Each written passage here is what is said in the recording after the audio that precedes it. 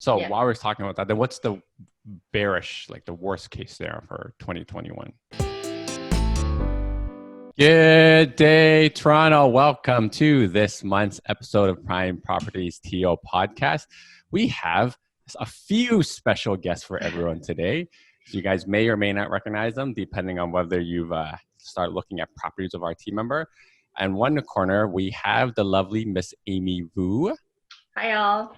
I think this is your first time on the podcast, right? Yes, it is. Actually, I'm very excited. And on any video. I don't think you've come on much of the media for the team. No, not yet. My first appearance, guys. Yay! Thanks for honoring us with this.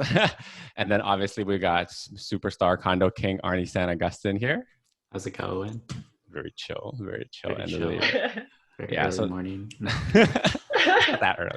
So this purpose of this podcast, I thought, was to, at the end of the year, kind of get the entire team on to kind of just talk about what we're seeing, what we saw, what we're going to maybe see in 2021 as a real estate market, so that it's not always just like my perspective. And, you know, sometimes I just get tired of hearing myself talk. So I figured we have a Prime Properties TO group chat. All right. So I did prepare some of the questions for you guys, but I'm going to throw a couple curveballs at you. But, you know, doing this real estate stuff for long enough, you know, we get asked the question always, how is the market doing? Right. So let me pose this question to you and be very open-ended. What do you think is the best case, like bullish market for the real estate in 2021? And what's the worst case? Ms. Vu, you want to start it off? Best case, I think, is for in terms of how well the market is going to do. I think all three of us have agreed that we foresee 2021 being equally as hot as this year. Yeah. If the interest rate remains low, demand remains high, and there's no government interference, I guess, or new rules or regulations that come out, I think 2021 will look pretty much the same as this year, if not perhaps better. Better. Maybe, with the vaccine coming and all, perhaps. I'm always optimistic about that. Yeah, I mean, I think we always lose sight of what happened in 2020, right? Like, it's hot in the last few months and everyone's talking about it, but there's still that, you know, the COVID-19 fiasco about everything freezing up, right? Right.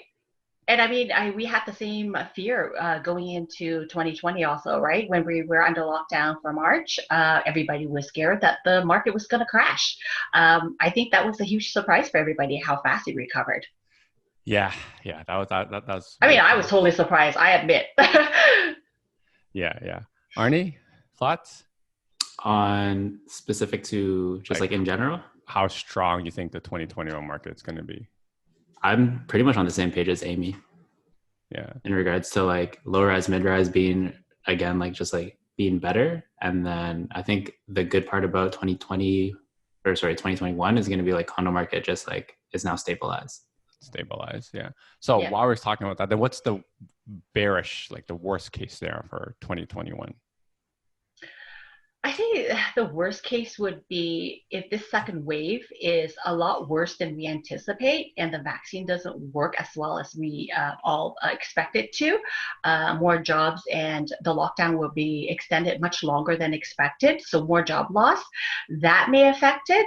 And of course, like the borders maybe being locked down a lot longer too, especially with the variant UK strand that we're all hearing about, that may affect traveling. So I think that would be the worst case. Yeah. Well, for context, we're recording this the day after they were announced a second COVID strand is available. So, and I think yesterday they just announced that we're going to lock down until end of January, right? I think 28 days for Southern Ontario and 14 days for Northern Ontario. And I think Ford mentioned that if the federal government does not, bear off transportation, he will do something, right? So I think that may have an effect.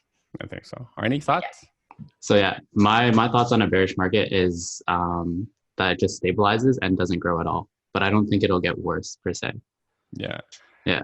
I'm thinking about the same as well. Like I'm trying to reserve some of my judgment because if anyone's not watching, here's a plug for myself. I have a crazy 7 prediction video coming next week. But there's only so much that I think can stop the market. And I think we talked about it as a team before. I don't think any of those crazy things that are happening. Like, do you remember when COVID hit for us? Like we were all like, what do we do? What do we do? Yeah, we didn't know what to do because it was new to everybody. Yeah. It was weird too because like real estate was deemed an essential service. So like, everyone was trying to put what do you call it? Like all the precautions in place. And the only thing I think we noticed that had issues with like transacting really was like sometimes we couldn't get into condos or tenants when the property was being sold tenanted. We had a hard time getting. That was really it because that was challenging at the beginning because we didn't know what to expect. But I think as people became more comfortable with dealing with COVID, a lot of condos, I think, started to be a little bit more lenient with regards to that, right? And then also, too, I think most agents found different ways of transacting afterwards, using a lot of the virtual tools that we are able to access rather than in person. So I think that changed the game for most of us. I think so too. I do think virtual tours should be a mandatory thing. Like, for sure. Yeah. Just going forward. 100%. Like if you're an agent watching this, like please just pay for the oh my goodness. And the 3D walkthrough, that was amazing. Yeah. You know, what's a cool thing I discovered this year? You know the Matterport? Yes, I love that. Yeah. So anyone that doesn't know what we're talking about, Matterport's like that 3D tour. You can actually get measurements. Like you can measure from like wall to wall. I haven't tried that yet. That's actually a good tip. I have not tried that. Yeah. It's really awesome. I didn't know you could do that. I'm like, yeah, that's really cool. So realtors pay for it. It makes all our lives easier. Yeah. But yeah, like I think with the new lockdown coming down, like it's the second time we have a lockdown. I don't think it's going to affect us too much because like we are kind of like aware how to do it, right? Like our team's been operating as if we're operating in lockdown anyways. Everyone gloves on, mask on. We have to sign the COVID release forms. And hand sanitizer and all that stuff in and out of the property. I think this is the second time there's no surprises per se, right? Yeah, for sure. It's one of those interesting things where like I've turned my car into a disinfectant. COVID station. Yes. That's right. Same here. Vehicle. I got gloves for large hands and small hands. Right? We got the sizes. I don't have sizes. It's just like one size fits all for me. That's fine. Oh, I see. No, I have gloves for the wife there too. So like, sure. Then I did like small sanitizer and then like a big bottle to refill in his trunk. I got Lysol wipes for wiping it out of the car. And what was that?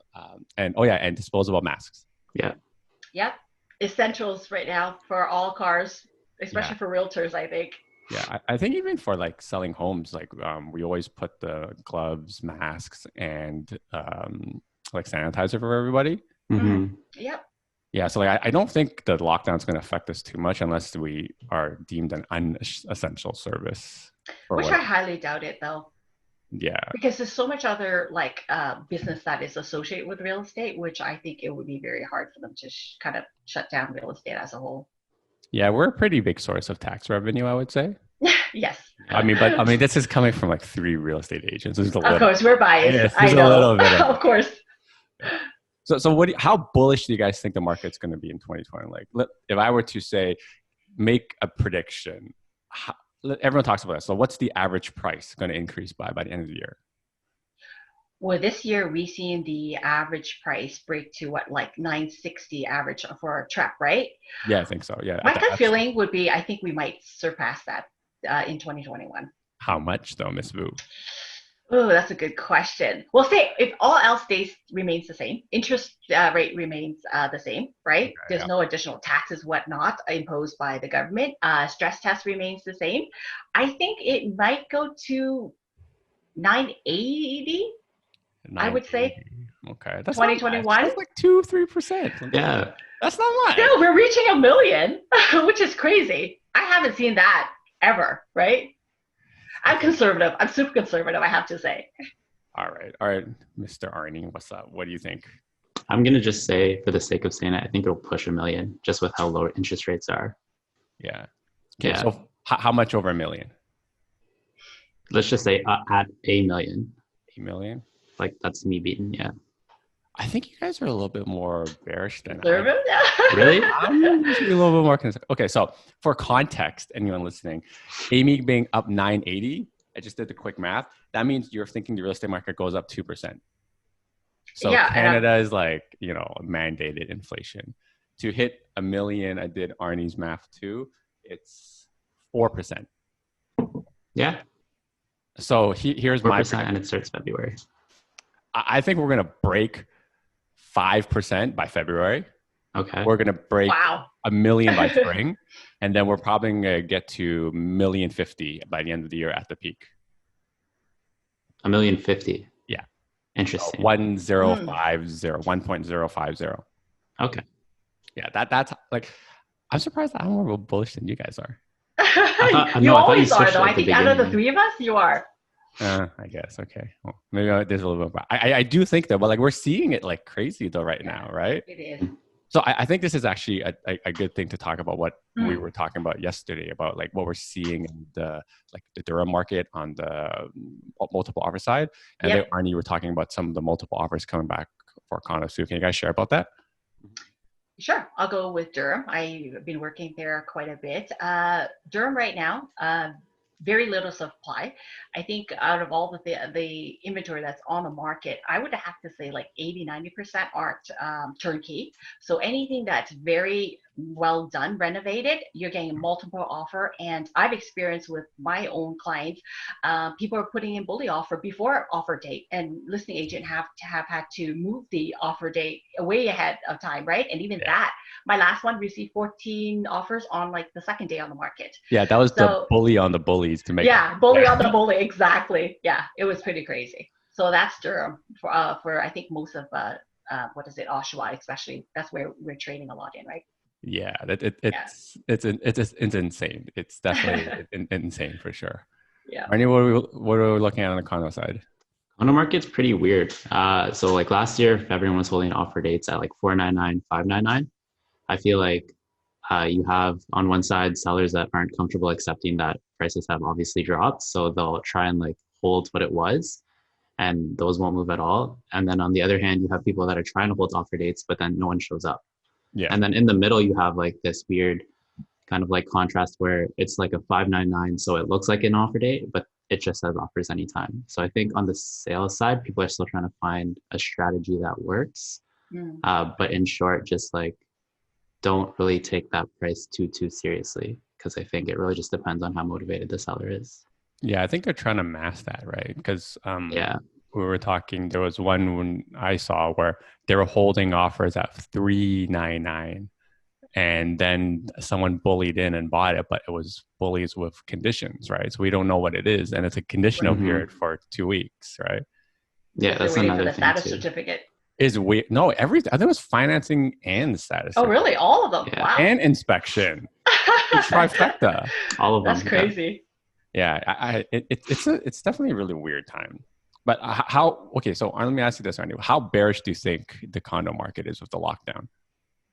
Like, what's the worst case scenario, like knowing what you know and how often you're operating in condo space? So I would say it just like the worst case scenario is I think we've hit the quote unquote bottom and it just stays here.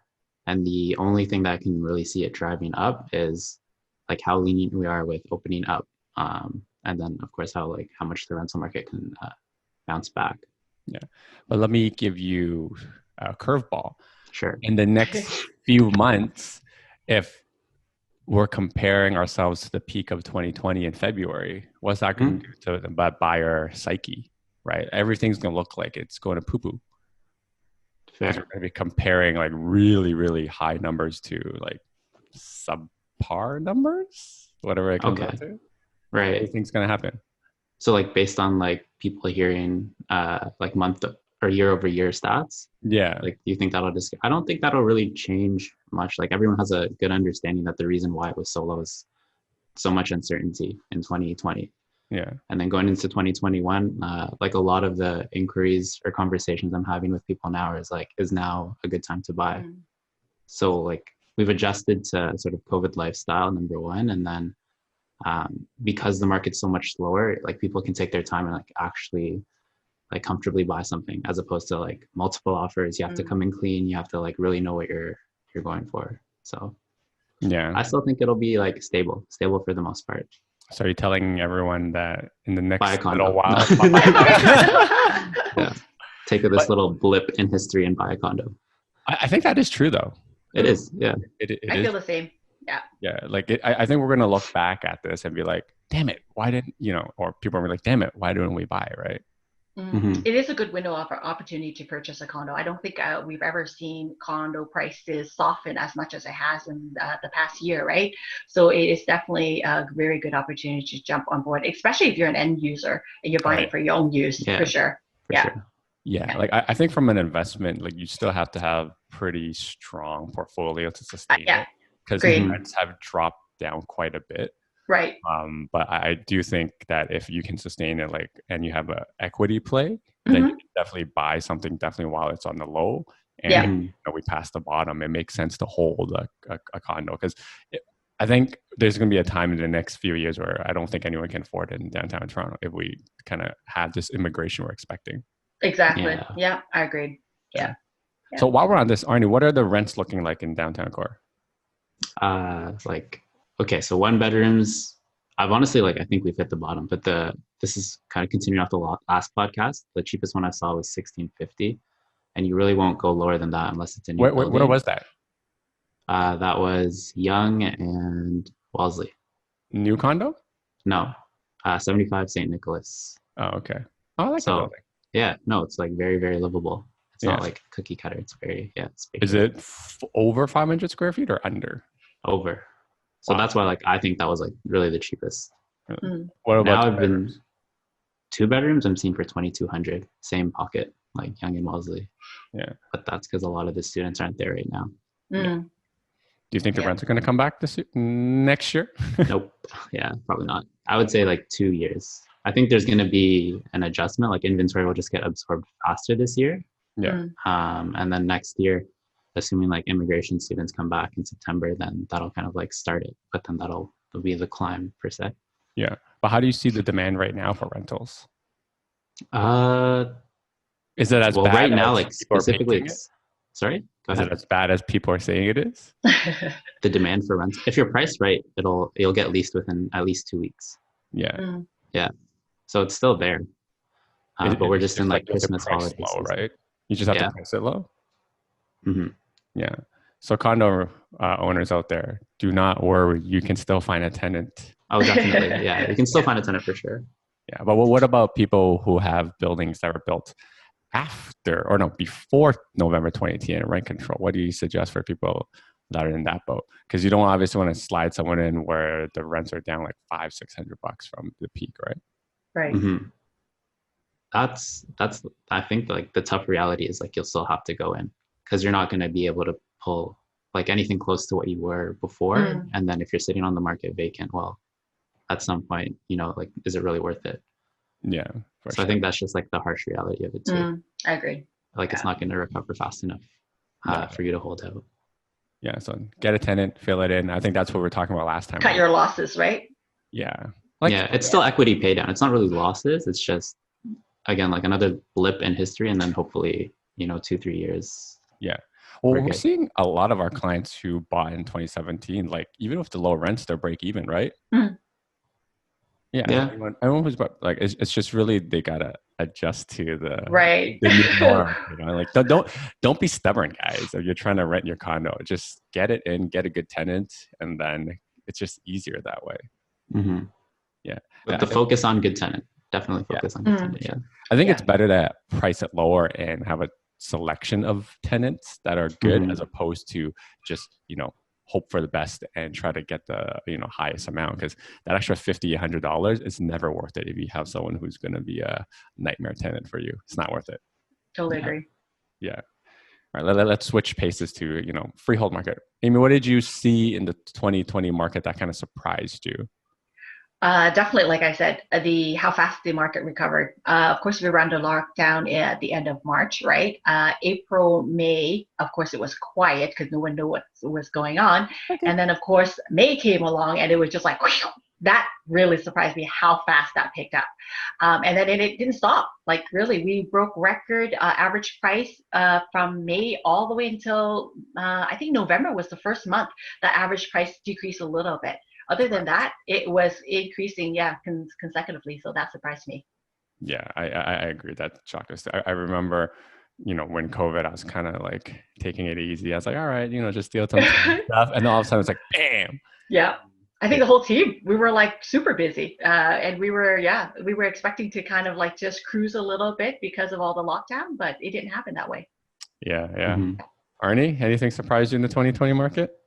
Anything surprising? To be honest, I was shocked at how much like the initial lockdown really affected the real estate market, like initially, because I was on the other side that I was like, okay, if no other agent's going to be working, then I'm going to try my best to just like be the only one and like kind of like scoop up that business. But it was just, I think too much anxiety around the whole situation that no one wanted to like do anything.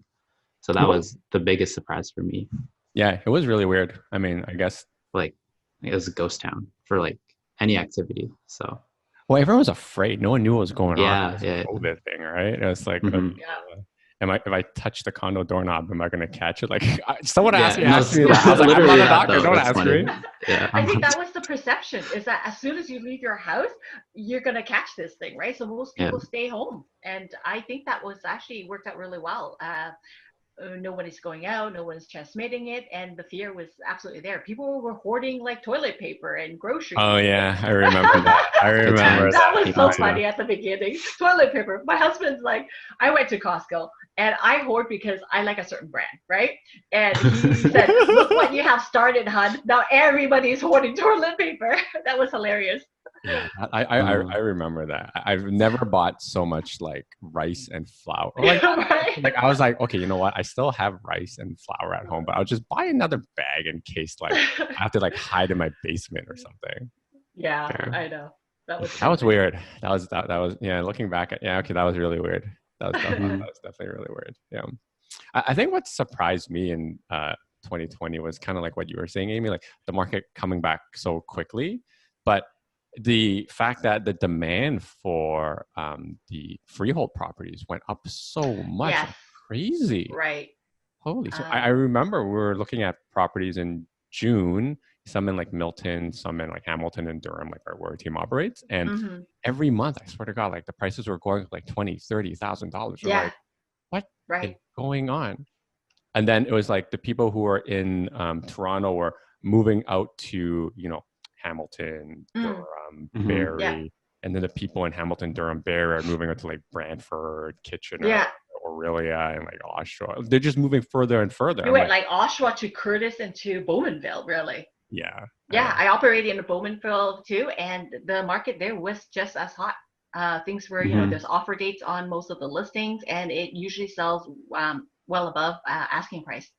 Yeah, I think there was this one we had in Bowmanville that Arnie and I were working on. You remember the one that just like had no traction at all, and then it was like July. It was like bam, everyone wants. It was so weird. Yeah. It was just really weird. It was like everyone decided to buy a place like in June and July, like after lockdown. They're like, we're done with being cooped being confined. Yeah, that was it. That's it. Yeah. Yeah, definitely. Anything with a backyard, which is like, I'll buy it. Buy it. Yeah, I agree. Yeah, that really surprised me. I do think that's probably going to be here to stay, knowing that psychologically we have another lockdown. Yes.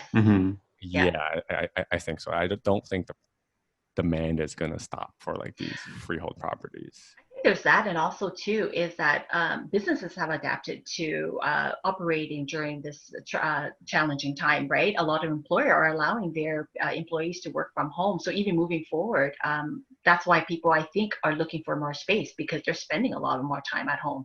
Whether it's with themselves or with their children, right? So that extra space kind of help with the insanity while you're coping with all this. Oh, totally. The amount of houses I've seen where I can see like a laptop and a monitor in the room. Oh my goodness. Yeah. So many. How many times do you think you've walked into someone finishing or in a Zoom call during a showing it was tenanted? I haven't had that experience yet. All the time. Honestly, all the time. Yeah. All the time. Probably more often than not, to be honest. Yeah. I was like, oh man, crap. I'm disturbing your Zoom meeting. Yeah. And you got to do like that. But you know what? You know what the funny thing about all that is? I find people are very forgiving. Even when I have meetings with clients, right? You hear the kids in the background, like sometimes shouting at each other and whatnot. It used to be so professional and so uptight, but these days it's more laxy, where we understand people Yeah. are working from home. We understand they have kids at home, and it's kind of cool. You know, people are okay with that.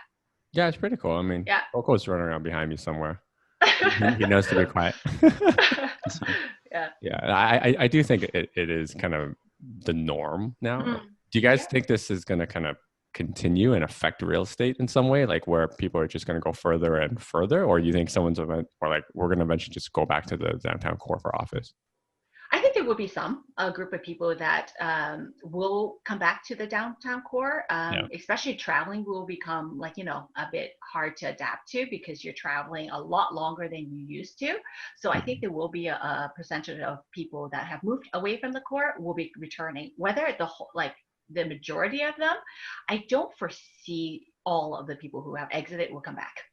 Yeah. Or any thoughts? Yeah. So there's been this talk about like increasing taxes on like gas and things like that. Oh, the Mm. carbon tax. Yeah. So Yes. that's kind of like, is that what's going to drive it to come back? Like ultimately, no, but it's just interesting to see like everyone just left. And now with this, I think it's a large enough tax where it's going to make people think twice. I heard about it where they're going to like have the tax is something about like it's supposed to prevent people from being not green. So gas should be like really expensive in the near future. Yeah. So that'll be interesting. I'm no, sure yeah. I it'll think play it'll a factor. Yeah. I'm just curious to see how public transit's going to shape out. You have to like have a vaccine or like proof of it to actually get on, right? Right. Like that's all kind of weird too. I like this world we're heading into. I was like, I don't know what the demand is. I feel like there's people who want to work home and most people want to work home. It's just a matter of, is the company going to let them work home? Right. Mm-hmm. Yeah. I mean, I like working. I mean, I've always worked from home, but like, well, I think we were kind of blessed that we have that flexibility, right? But, for sure. Yeah. But like, I think some people do want to go back to the office. Like, I'd say 80% of the people I spoke to want to stay home to an extent, but like 20% are like, I just need to go back to the office and just like even a few days a week just to do some work. I think a good mix would be healthy. I think although we like the convenience of being able to work from home, but being inside the office, you are able to see, your fellow realtors or realtors, colleagues, that social Everybody's a aspect realtor now, Amy. Yeah, sorry. But I think that social aspect is very, very healthy, and people crave that, especially when we've been under lockdown for so long, right? Yeah, I agree. Yeah. All right, so let's switch gears. Like, what do you guys think is going to be really like what's the worst detrimental thing you think can make the real estate market like turn complete sideways? Like just one factor. That's a really good question. Here's I was thinking about this last night. I'll start. Like, I don't think the demand is going to stop, but I think what's going to stop it that we can't control really is if anything funny comes in from the government side, in terms of like the banks or the government. Exactly. Same here. Like, that's how I feel about it too. Yeah. I don't think the demand will stop, but if for whatever reason the stress test gets tighter, which I think we talked about, but I don't think it will. But if that gets tighter, or the banks are just like, everyone's gonna like default, right? Like I know there's a lot of people talking about the default rates being high. If for whatever reason one of the banks are freaking out about lending money, maybe it causes a cascading effect because we can't control that. And I think that's the only thing that's going to make the real estate market like belly up. I agree. Yeah. Same thing. Arnie, thought? Those are most direct influences that will have an instant effect, right? Yeah. I just don't think the actual like fundamentals of the Toronto market is going to change too much. It's really going to be, hey, this is why you can't get money, and then people who want to buy just can't buy. Yeah, I'm pretty much on the same page. Like I can't see this getting any worse, and if it did, then that would be my reason. But any like realistic or like something that we can't change, I'm on the same page. I think a lot of people are going to move out. Like I think there's going to be a certain amount of people who are going to be like, I'm done living at home, or I need a bigger home, and like they're just going to need transactions, right? Right. Yeah, for sure. Okay, so this is our second time recording this because during my potty break earlier, I totally forgot to press record. So I apologize, but this is where we're going to do our best to try to resume our conversation of what we had earlier. I kind of remember what we talked about, but we'll try to go through it. And I think right after we came back from the washroom, I asked everybody, like, what do you think is the best tip you can give, like, someone looking to make a move in the 2021 real estate market? Who wants to start us off? Amy? Why am I always the one to start off? Just because I'm the oldest here? No, it's because AM goes before AR. Oh, is that right? Yeah. Alphabetical. Gotcha. I thought it was because I was the oldest one on the team. No. Best tip I would say is in terms of you're looking to invest, I think a lot of people are trying to catch whether the bottom of the market is so that they can time it, right? Yeah. I think we've talked about this as a team in team meetings that maybe that bottom has already passed. So for me, if you're investing, just do the numbers, see what your financial situation is, right? And based on that to see if it works and to see if you'll be able to achieve your financial goals or your real estate goal. And that's the right time. Yeah, I completely agree. Like everybody's different, right? They have their own different scenario. But if the numbers work and you plan to hold 3-5 years, yeah, makes sense. Right. Okay, so yeah, my thoughts on it, like to continue off Amy's explanation, but like if you're in the condo market, especially take advantage of the fact that it's moving much, much slower and you can kind of take your time with it. Because again, like this little blip in history, I don't think we're going to have such a relaxed or apprehensive buyer pool going forward. Yeah. I agree.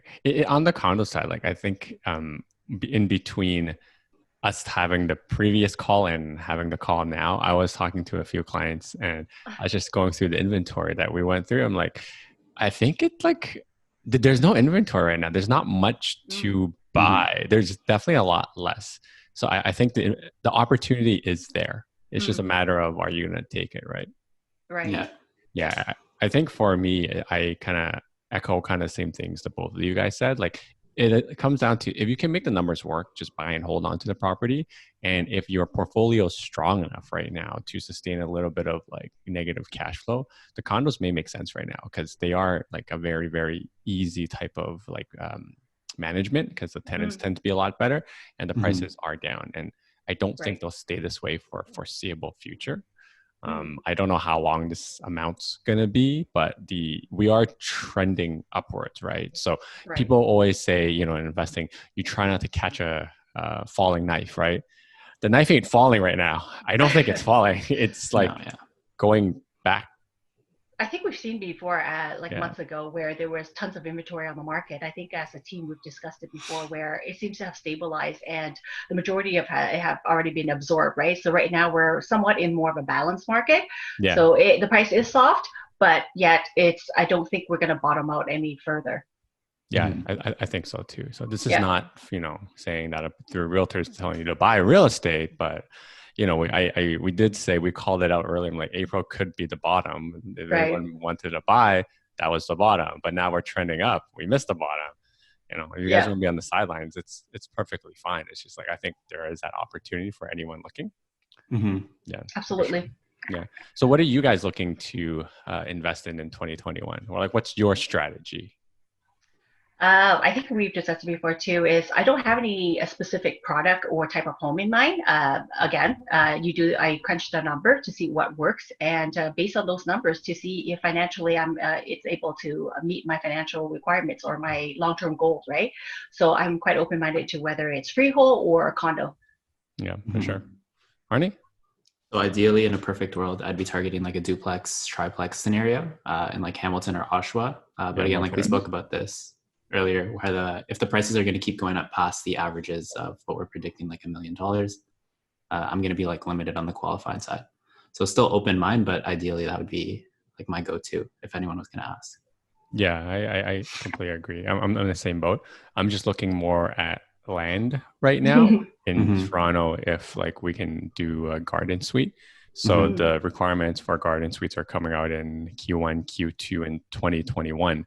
Yeah. And if we can build like a 2-bedroom there on, like a 40-50 lot, amazing, right? Like I imagine Yeah. the build would be less expensive than an addition. You just got to bring the power through, and you can probably get rents of similar to like a 2 or 1 bedroom condo, right? Because it's in a Right. newer area. The real question is like, now that there's less people buying, and we don't have to serve our clients first because it's a little bit slower. I can finally have some time to go buy I something know. without competing.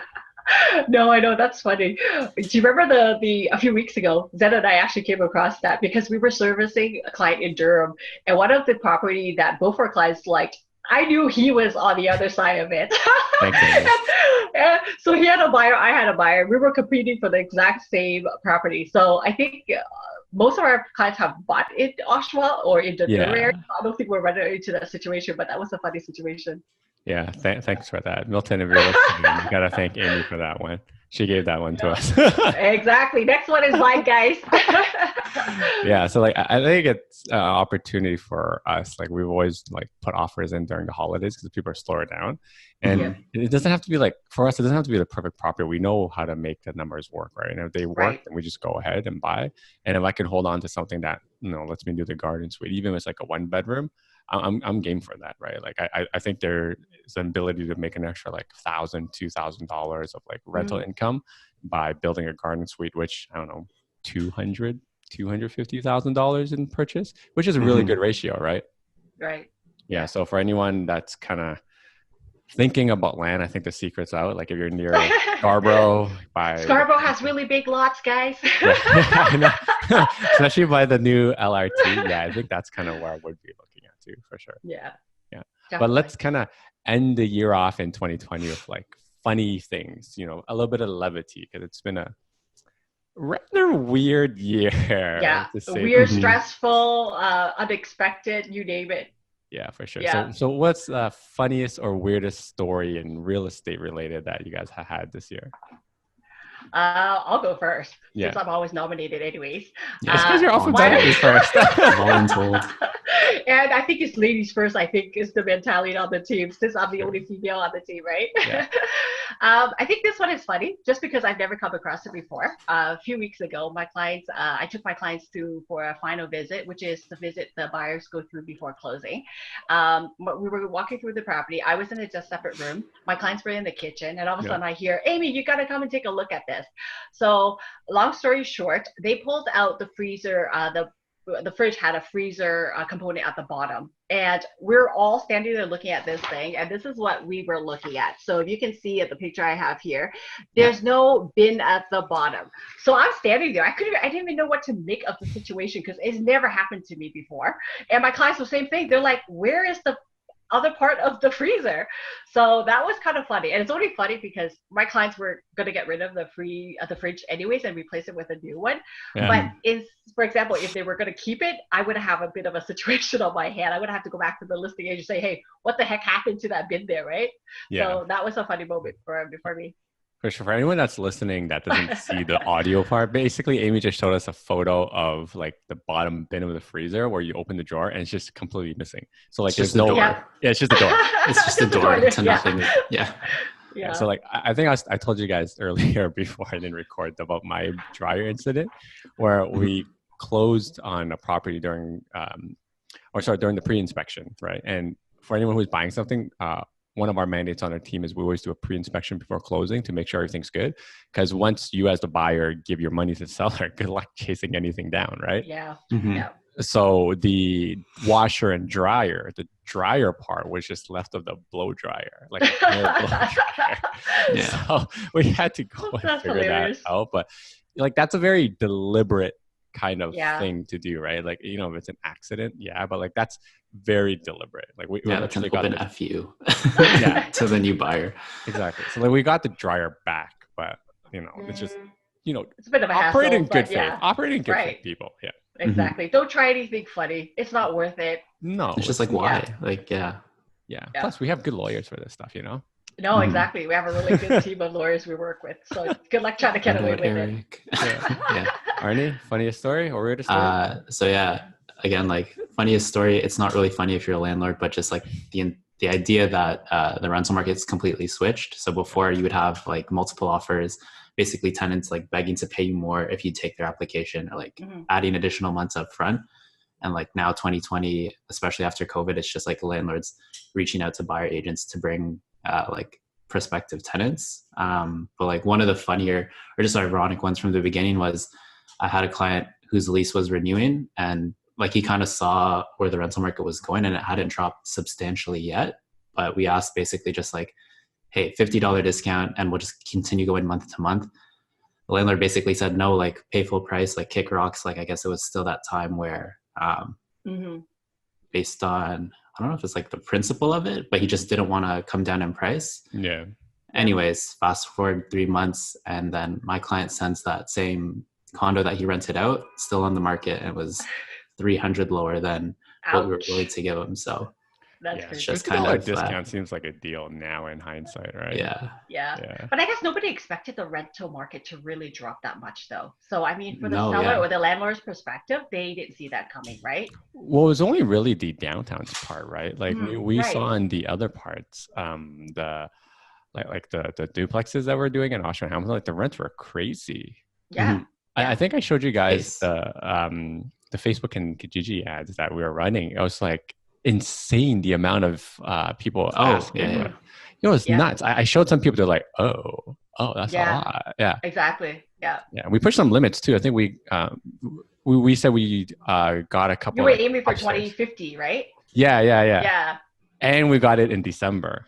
Yeah, we only didn't not get it because eventually we were just nice about it. But I think we could have. I think we could have if we really wanted to. Yeah. So I think the rental market, depending on where you are, is like up and down. But especially in the downtown space, you got to just be nimble with it, right? Like, because if you bought the property for a long time, you're going to hold on to it. Just get someone to fill it a little bit, right? You're going to have equity pay down anyway. So at the end of the day, it's still making money for you. Just maybe not as fast. Exactly. It's just not at the same amount that you were so accustomed to, right? Yeah. I think we've really been spoiled with the rental market and the condo market that we're so used to seeing like positive cash flow, and then you no longer get that and you're like, oh no, it's a bad investment. I know. Yeah. Everyone misses the forest for the tree. Yeah. They're only like stuck looking at the little thing in front of them. They can't see what's behind them, right? Yeah. Exactly. So my weird story was, I was telling you guys earlier, we went to see an old 100-year-old home in North Toronto with one of my clients, who's a doctor.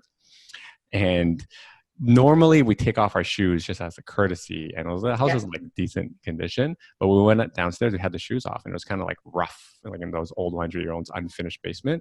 And my client, shout out Armin, he stepped on a nail. So it was really bad. So like he was bleeding out, and that's a bad thing. The weird and funny thing was that like I had a first aid kit from my car that I kind of knew I always had, but I never opened before, and I've had the car for years, and it was just in all German. So luckily, like he was there around and he could use those just like gauze, alcohol wipes, and we just did the standard like first aid stuff, like wipe it down and wrap it up. But it was just a weird situation. So like anyone who's looking at houses, I'd say watch out for kind of like taking off your shoes. I would also bring them to the basement because you just don't know, especially if it's a house that needs work.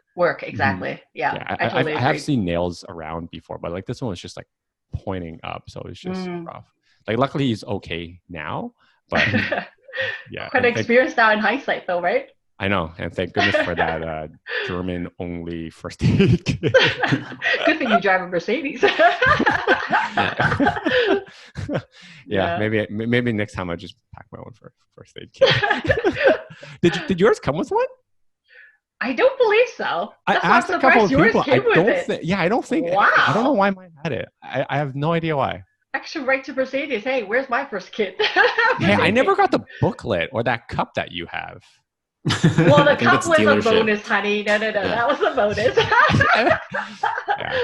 You gotta talk to my Mercedes guy. You need a better contact. No, I'm kidding. No, I do. I do. I already. Anyway, story for another day. Okay, fair enough. Yeah. So we'll kind of call it a wrap there. If anyone is looking for any kind of real estate help, whether in the condo space for superstar condo king Arnie or Amy, who deals with a lot of like in Durham and the York region for investments, reach out to them. I'll put their contacts on the screen for you guys. It'll be somewhere on the screen. I got to figure that out. I've never done this like three-way call before. But I know they're going to be a little bit busy and they're trying to take a little bit of time off. But Amy, Arnie, if people do reach out to you, be nice, you know. No, always, I just yeah. won't pick up Always your calls. accommodating. No, call anytime, send us a text. We're really, really good with turnaround time. Yeah, for sure. Everybody's great. Like everyone always has like glowing reviews about working with us as a team, and you know that's kind of how we operate, right? Like relationships over transactions. That's how. 100%. For sure. Yeah. All right, guys. So this is the Prime Properties TO team signing off for 2020. We'll catch you guys in the new year. Same. Happy New Cheers to Year. 2021, guys. Bye. Yeah, stay safe. Bye. Now that you're done watching this one, how about this one? Oh, you know what? This one's good too. Ooh, this one's really good. You know what? Just watch them both.